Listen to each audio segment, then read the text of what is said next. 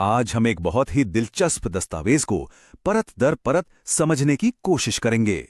ये कोई मामूली योजना नहीं है। ये भारत के एक विधानसभा क्षेत्र आलमनगर में 30 साल से जमे एक राजनीतिक किले को गिराने का पूरा ब्लूप्रिंट है।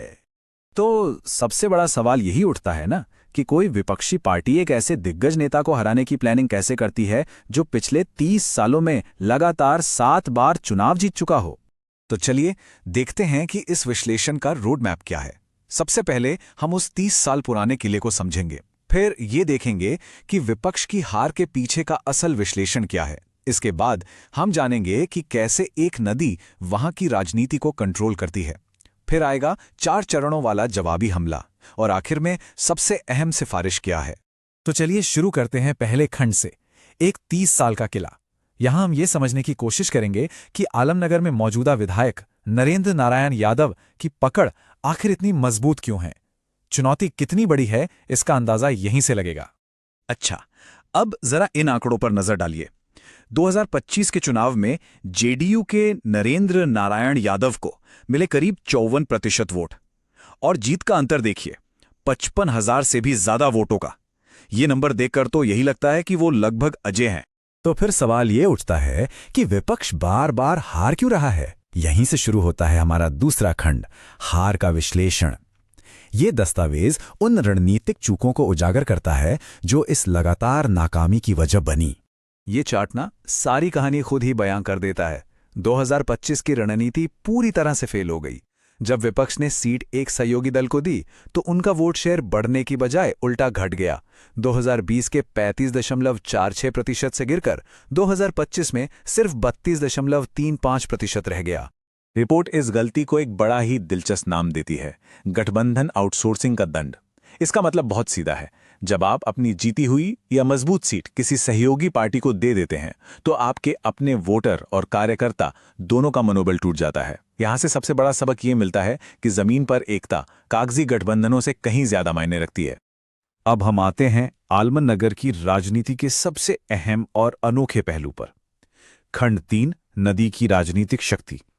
यहां हम बात कर रहे हैं कोसी नदी और उसकी सालाना विनाशकारी बाढ़ की। ये एक लाइन इस जगह की पूरी सच्चाई बता देती है। आलमनगर की मूल त्रासदी आपदा का सामान्यकरण है।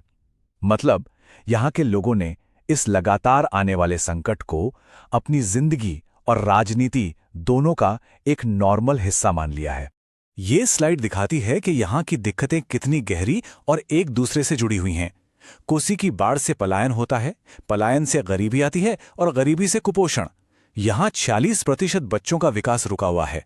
यह सिर्फ आंकड़े नहीं, ये एक सामाजिक संकट है जो सीधे सीधे एक पर्यावरणीय आपदा से जुड़ा है। और यहीं से ये विश्लेषण एक बहुत गहरा मोड़ लेता है।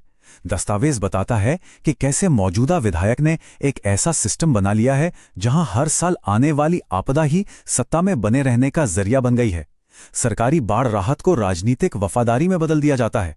तो ठीक है, समस्या तो समझ आ गई। अब बात करते हैं समाधान की। खंड 4, एक 4 चरणीय जवाबी हमला। ये इस दस्तावेज का वो हिस्सा है जो बताता है कि इस सत्ता के चक्र को तोड़ने के लिए एक मल्टी ईयर प्लान क्या हो सकता है। इस प्लान को वापसी की सीढ़ी नाम दिया गया है और इसके 4 पायदान हैं। पहला, अपने बेस को फिर से मजबूत करो। दूसरा, एक नया नैरेटिव, एक नई कहानी सेट करो। तीसरा, जमीन पर अपने लोगों को एक्टिवेट करो। और चौथा, आखिरी के कुछ हफ्तों में मुकाबले पर पूरी तरह हावी हो जाओ। दूसरा चरण जो नैरेटिव सेट करने का है, वो एक तरह का मनोवैज्ञानिक युद्ध है। अभियान का फोकस होगा 35 साल का धोखा। आलमनगर को कुपोषण की राजधानी के तौर पर पेश किया जाएगा। स्वास्थ्य के जो चौंकाने वाले आंकड़े हैं उनका इस्तेमाल किया जाएगा। मकसद बिल्कुल साफ है, चुनाव को जाति की राजनीति से हटाकर गवर्नेंस यानी शासन की नाकामी पर ले आना। और फिर आता है चौथा और सबसे आक्रामक चरण। इसमें सिर्फ बातें नहीं, एक्शन है। चुनाव से ठीक पहले अपनी खुद की राहत नावें और मेडिकल किट तैयार रखना। आपदा राहत में सरकार से भी तेज काम करके दिखाना। व्हाट्सएप पर लोकल वीडियोस से डिजिटल कारपेट बॉम्बिंग करना। और तो और जो वोटर बाढ़ की वजह से बाहर चले गए हैं उन्हें वोट डालने के लिए वापस लाने का पूरा इंतजाम करना। अब हम आते हैं इस ब्लूप्रिंट के सबसे जरूरी और अंतिम हिस्से पर। खंड 5, अंतिम सिफारिश, क्योंकि ये बात साफ है कि अगर लड़ाई नहीं है तो उसे लड़ने के लिए एक नए तरह का नेता भी चाहिए। यहां देखिए 2025 के उम्मीदवार और 2030 के लिए सुझाए गए उम्मीदवार में जमीन आसमान का फर्क है। 2025 का उम्मीदवार एक सहयोगी दल से था जिसका वोट शेयर घट गया, जबकि 2030 के लिए एक ऐसे हाइपर लोकल युवा नेता की बात हो रही है जो जमीनी कार्यकर्ता हो, जिसका बाढ़ राहत में काम करने का ट्रैक रिकॉर्ड हो और जिसके क्षेत्र से गहरे रिश्ते हों।